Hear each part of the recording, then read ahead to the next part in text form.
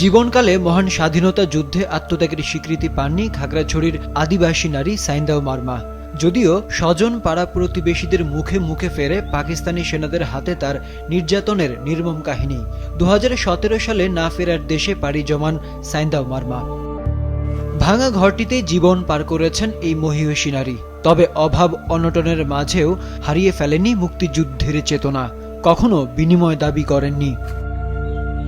স্বজনদের আক্ষেপ, মুক্তিযোদ্ধাদের তালিকায় রেকর্ডভুক্ত হয়নি সাইন্দাও মারমার নাম, যদিও চেষ্টা করা হয় অনেকবার।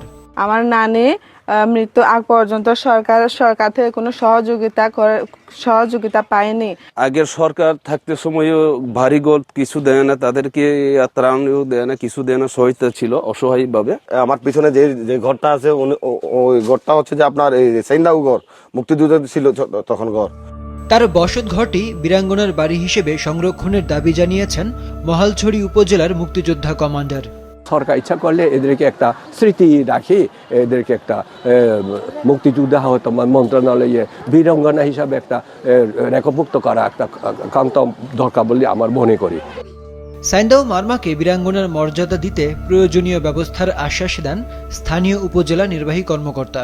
এখানে মুক্তিযোদ্ধা কমান্ডার যারা আছে তাদের সাথে কথা বলেছি। সাইন্দাও মারমা এবং লামাচু মারমা নামে দুইজন বীরাঙ্গনার কথা আমরা শুনেছি।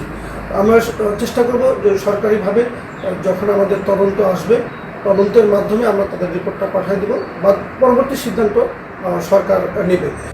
দুর্গম এলাকায় নিভৃতে জীবন কাটিয়ে দেয়া নাম না জানা বীরদের বিষয়ে যথাযথ অনুসন্ধান ও স্বীকৃতি দেয়া সময়ের দাবি বলছেন বিশেষজ্ঞরা। আরিফ উদ্দিন নবীন, মাছরাঙা, নিউজ ডেস্ক।